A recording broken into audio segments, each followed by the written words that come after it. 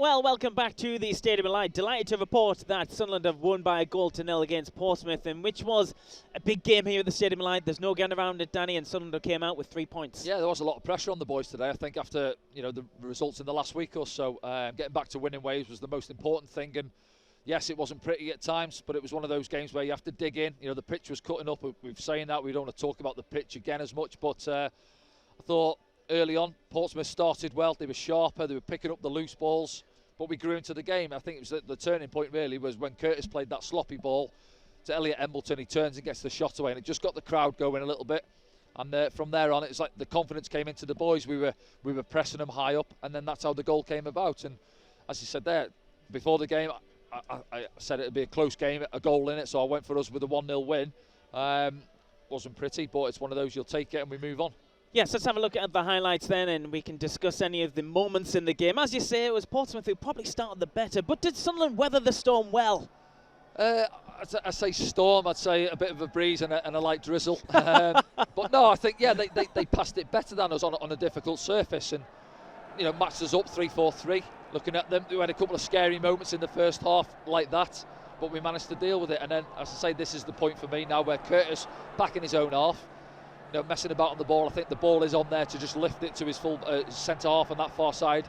He doesn't, and then it gives it to Embleton, who gets the shot away. And there wasn't a lot of chances throughout the game. We've just been discussing before we've come back on. Neither keeper has had 3, 4, 5 saves to make all game. It was one of those type where it was going to be close. But yeah, even here now, look, great ball in from Lindegaard. I think Diaco on that far side. Maybe can he throw himself? It was a strange one. It looks like he's getting pulled back, but no one's appealed for it. And this is pretty much similar to the goal, what we'll see in a minute or two. But Diaco there, pressing well, nicks the ball off the centre half. Warning sign for them.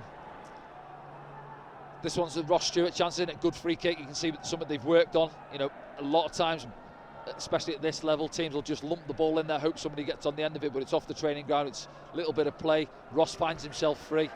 Unlucky on the stretch. And then here's the goal now. Goes back to the centre half. Soon as he turns inside there, he's banging trouble because he hasn't got an option on, and Elliot Embleton's onto him. Diaco, the front three, pressing, comes out to Ross. Raggett gets sucked in towards Ross Stewart, just rolls it back into Elliot's path there, and he just tucks it away first time past the goalkeeper. And then that's been enough to win us the 3 points. Yeah, as you say as well, Ross Stewart's first ever assist as a Sunderland player. This season, I think, yeah, just looking at the stats, he's done 18 goals, and I'm sure that's his first assist. I could be wrong, but just what I seen the other day. So, well, credit to him, and it's a nice little ball into Elliot's path, isn't it? I think this one here, yeah, I say chances few and far between. You can see from the highlights we're putting together, chances are half chances, aren't they? Nothing clear cut. Ball from the outside, Dennis Sirkin, I think here. Great ball in from Dennis. Just see Ross on the far side, trying to get in there. He's maybe linked up the play on that right-hand side, making his way back into the box. Can't get there, but it's a great ball in from Dennis Sirkin. This one again, Elliot Embleton, half chances, and it comes out to him, sits up off his knee, takes the chance on, doesn't get enough on it to trouble the keeper. And then this is arguably their best chance from the game, a second half certainly, from Jacobs coming off the bench. He was quite lively when he came on. He had a dribble just before that, catches that quite well, but it's straight at Hoffman. And then there's the header from the other substitution, Hurst coming on. He gets up well above Callum Doyle, but he can't get over the top of the ball and keep it down. So Hoffman hasn't had a lot of saves to make throughout the game, but neither has their keeper. But it's one of them, as I said, chances few and far between, but we've took away the one that's mattered and won us the 3 points. Exactly. Let's have a look at the other scores from in and around EFL League One this afternoon. Burton Albion 1, AFC Wimbledon 1, Cambridge United 1, Crewe Alexandra 0, Charlton 2, Fleetwood 0, Ipswich 2, Accrington 1, MK Dons 0, Doncaster 1. And Morecambe 3, Wickham 2, Oxford 3, Sheffield Wednesday 2, Plymouth 1, Lincoln 2, Rotherham 1, Cheltenham 0, Shrewsbury Town 0, Bolton Wanderers 1, and Wigan Athletic 3, Gillingham 2. A couple of obvious ones there, Danny. Let's see what it does to the table, though. Let's have a look at it. Sunderland are in second in the automatic spaces, joint top on 54 points with Wigan Athletic. There is a lot of games either side to be played of those teams, Wigan and Rotherham, but Sunderland have played the same amount of games as Wickham now. and have gone ahead of them in the league by 2 Yeah, points. big one that for Wickham getting beat at Morecambe, isn't it? And as you say, same games as us there, so we've got pole position on them as it stands. But yeah, you look at Wigan on the same points, got those 4 games in hand, and Rotherham as well, got a couple on us. I think if you can keep Rotherham, say at a distance, we've obviously got a point there, but we've still got to play them. So if we can beat them, that's like 4 points, isn't it, really? And then, you know, it's ifs and buts. We're still at that stage where you're looking at it. Yes, you keep checking the table. Still a lot of football to be played. And you said at the beginning of the season, anyone who finishes above Rotherham United would probably go up this season. Well, we'll take that then, won't we? Us and Well, Wigan. Us and Wigan, you know, there's still about 18 games to go. Yeah, of course it is. Yeah, I still think. Listen, we don't see these teams week in, week out, and they give us a hiding at their place, Rotherham. But I think they're solid defensively. You look at all the stats from goals scored, goals conceded, you know, home wins, home results, away results. They're right up there amongst it in the pack, and I think they're strong throughout their squad. But yeah, they've had a wobble. They've been beat. Accrington beat them, didn't they? They lost 1-0 as well last week, I think. So it's difficult. You look at games on paper, and I said today, looking at them, you'd fancy the 3 teams around us to go out and win their games, but you know, Wickham haven't managed to do so. Wigan, it's been a close one there, managed to nick it 3-2.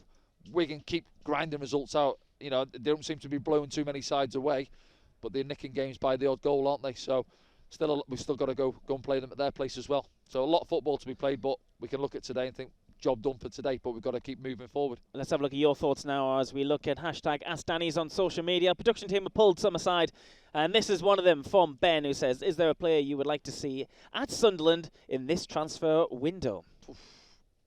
It's a good question, isn't it? So don't play this down, because you have a shopping list which you presented to the sporting director at the start of the season as well. Yeah, I mentioned 1 or 2, didn't I? And I don't think any of them are in the building yet, no. So they're still on that list. Straight in the filing system, that one. Yeah, I know people are like today. I mentioned to you before the game, Louis Thompson. I think it was MK Don's last season. He in the middle of the park. He played in there today for Portsmouth. He's a big, strong lad in there. I think that's what we've lacked at times in games. A bit of physical presence in the middle of the park. When we're not at our best and we can't outpass teams and it's not silky football. Yep. When we come up against sides, when we have to roll our sleeves up. Last week, prime example at Accrington, when the ball was constantly bouncing round, nobody could get hold of it. You need a little bit of muscle in there to look after the ball and then give it to Embleton, give it to Dan Neil and these players. And I don't feel we've maybe got that player in the middle of the park. So he's one I've seen a couple of times and I've liked him.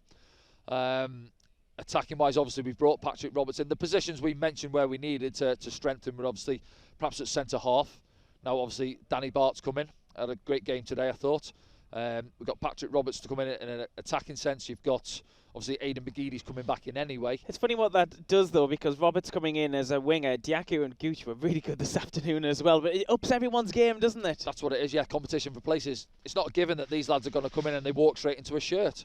The lads who've got the shirts at the moment, yes, you come in, and when I was at a club and somebody come in your position, you can either go one way or the other. You can get your head down and think, oh, well, the manager's brought him in, he's going to take the shirt and that's the end of me. Or you can think, well, do you know what, I'm going to fight for the shirt, go out and training, show the manager that I'm not going to go away, I want to stay out there in that shirt. And you have to put in performances, and as you say there, it ups the levels of the boys.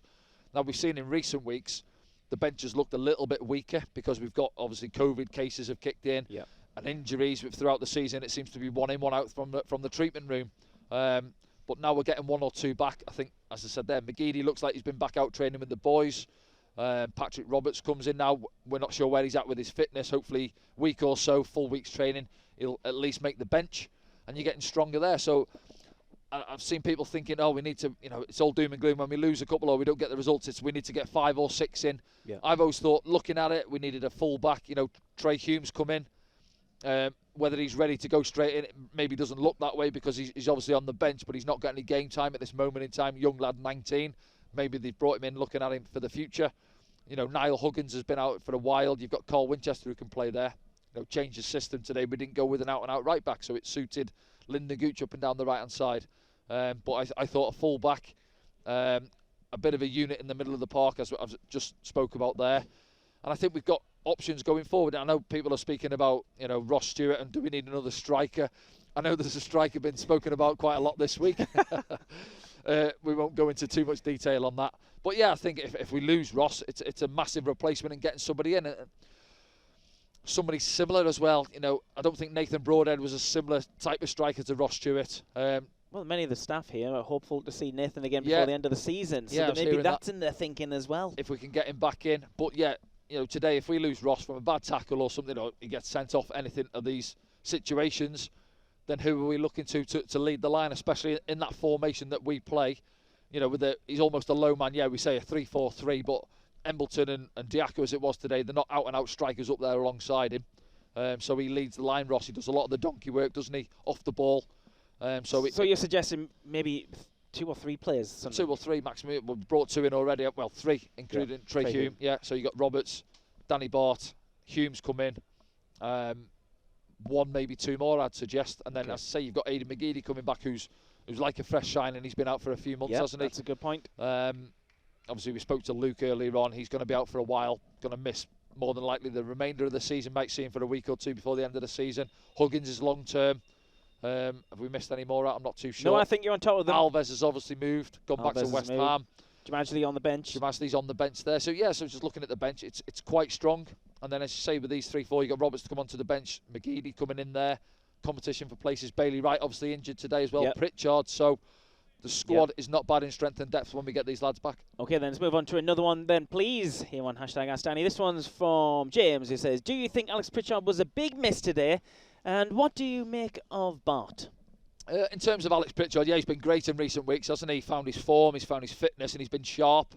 And I likened him to, I think, Harness for them. I think they're very similar players, bright and busy, in and around the striker, just dropping off in them lines between the centre halves and the midfielders. He was definitely a danger man this afternoon. Every time he got the ball, you thought, might do some. Curtis maybe in the first 20 minutes or so looked dangerous, but he died out a bit, didn't he? But Harness, you can see he keeps going, Harness, and at times he keeps going.